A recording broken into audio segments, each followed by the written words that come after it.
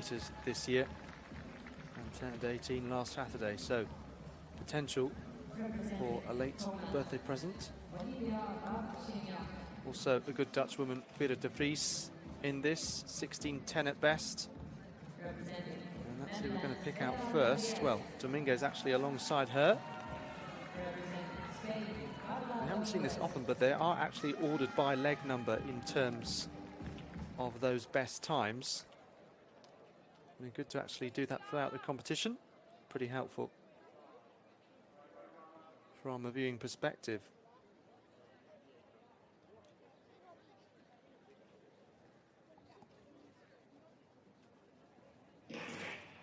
So the women's 5,000 meter A final, separated into B and A. These are the faster athletes. And the winning time earlier on by Vesper of Switzerland was 16:41. So her split times 3:19, 3:20, 3:25, then faster towards the finish.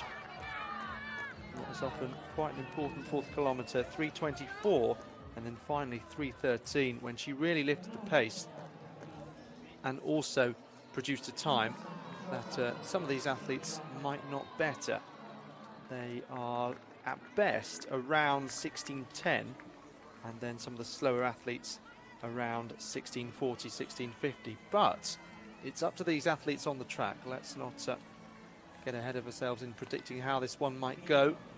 We've seen a variety of quick races in finals, and others a little bit more cagey and tactical, as you so often see at this kind of level. And a number of these women, of course, not that experienced at 5,000 meters.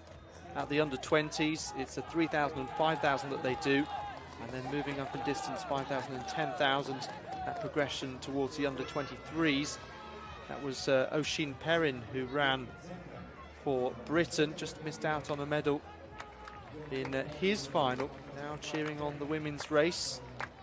A couple of good Irish women in this. You've got McGreevy and Mooney, who is close to the front at this point. Mooney, who ran a lifetime best of 16:19 in Charlottesville, Virginia, the Tullamore Harriers club athletes. But at the moment, we've got well, one of the Spaniards, Viciosa, near the front. And you can see there around 17:40 expected pace.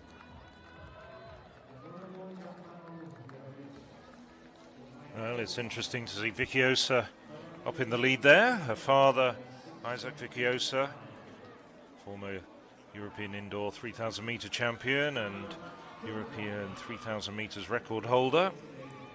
It was that time that was only recently beaten in the Gateshead Diamond League meeting by Mohamed Qatar.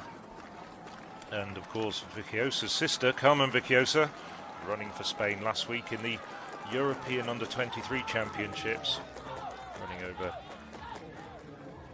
5,000 metres there. And there's another one to come, an even younger one, Maria Viciosa, just 14 years of age, but she's already running some superb times for her age group in Spain.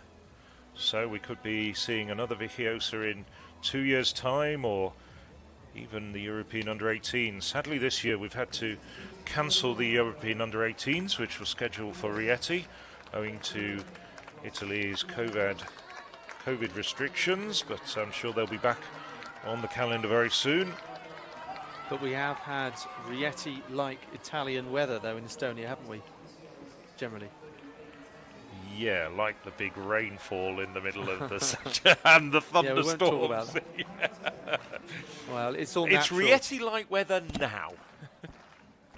Yeah, well, it's all natural. It's called the water cycle, isn't it? Horieleva of Ukraine.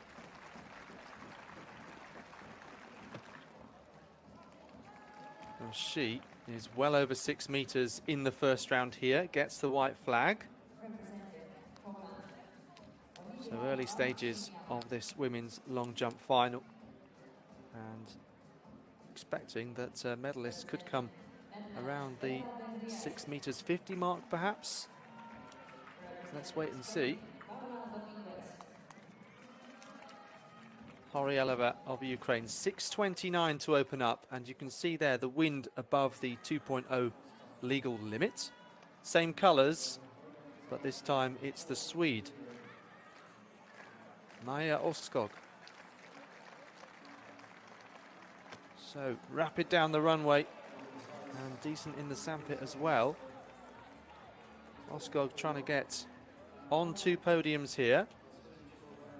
6:45, her lifetime best.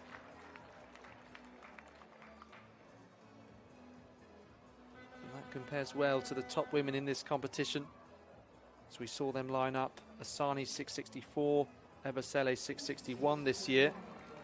And that is right on 2.0 and 14 centimetres off her best. So back to this 5,000 metre A final.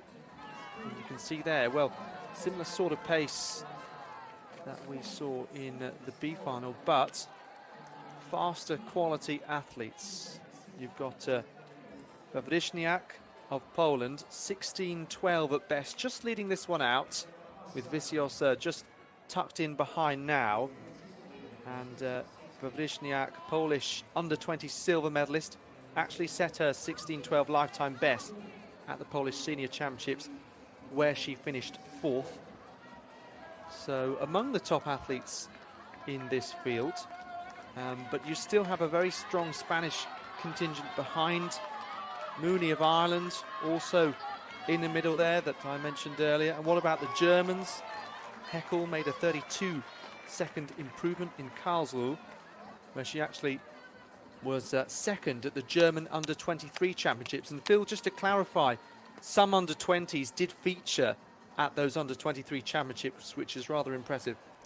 Yes, well, of course, there's entry standards to the under-23 championships, and if you're a German under-20 athlete and you've qualified or got those entry standards, then you can compete in the under-20 championships, and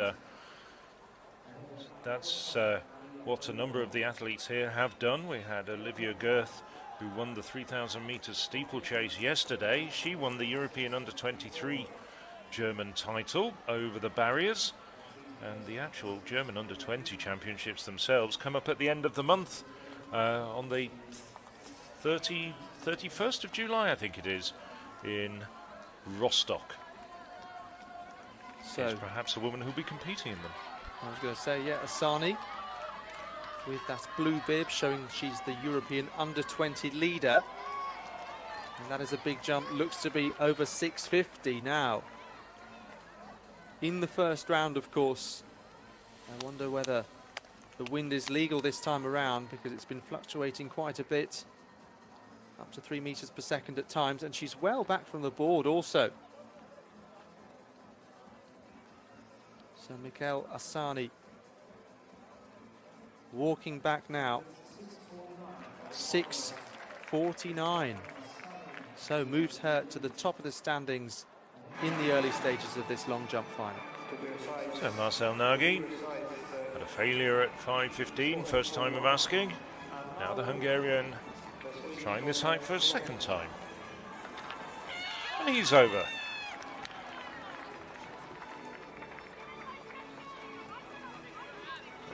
Done from the Hungarian. Just seen on Ofriev a short while ago, clearing with his first attempt. At the last height, we didn't see the failures, but we lost Bravo Recio of Spain and Bastien Frank of France. They had 3 failures at 5:05, and so finished with a best of 4:90.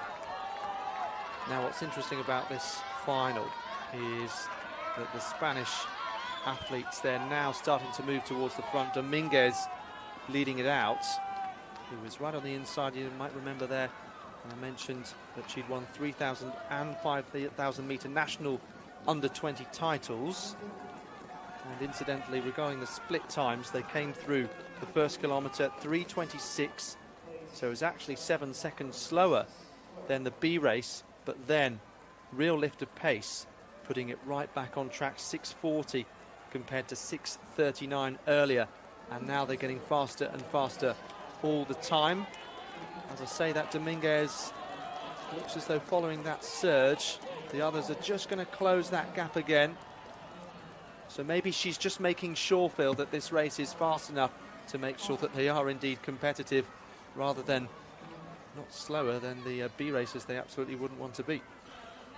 Well, I've noticed over the years at European under-20 level in the longer distance races, they're not as often tactical affairs, not as much a cat and mouse situation as perhaps in the senior ranks, simply because these athletes are probably less astute as far as tactical awareness is concerned.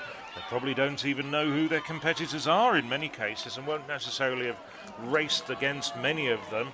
And so consequently they do tend to be much more often truer run races, if you like, and that's certainly the case here with Dominguez leading Viciosa and Garner of Britain, Mooney of Ireland in close contact. It's just a case, as you say, of keeping out of trouble. Well, the pace has just drifted off over that last lap a little bit, and it's drifting towards that B final time. It's Dominguez still, though, leading the way, but behind her you can see it was starting to develop into a race where a lot of athletes were running in single file, and now they've all bunched up again, and that leading bunch is about 7 strong, with Caune of Latvia, who I think we saw run in the 3,000 metres as well, didn't we? Caune starting to just drift off the back. Yeah, she led out that race, and we've got Alice Garner of Britain leading out here, the fastest British under-20 athlete this year, and was at the trials in London where she ran a new lifetime best, 16:27, and well ahead of her teammates Anderson and Weir as she was in those trials. But Mooney of Ireland also in contention, and don't forget those Irish victories. Of course, we saw for McPhillips and Griggs, which were pretty comfortable, and Mooney was, well, if you look at the start list, around the sort of place on paper as those two males athletes were. So Zenker of Germany, third and final attempt at 5:15, and he's over. Well, he flirted with danger a little bit at 4:90, made it on his second attempt, now third attempt at 4:15. So he's the third man over this height at the moment, but several jumpers, including Alasari, Amirati and Volkov, have passed this height. Much bit of a vertical chest going on. Well,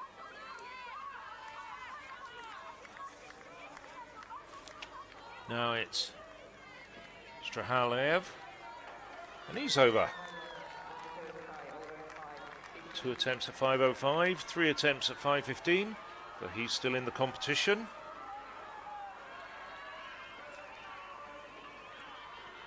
So we now have 4 men clear at this height, 3 having passed.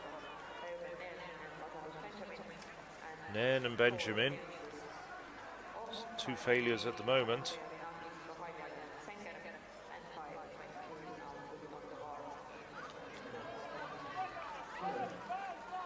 So Garner still at the front then. As you can see, the pace now closer to 16:30 and changing all the time as athletes go a bit faster, and that's just picked up by the technology. Heckel with Garner, and Dominguez also in this lead group with Mooney of Ireland and Caune of Latvia. Hot conditions out there, and has a particular effect, you'd have to say, Phil, on these distance runners.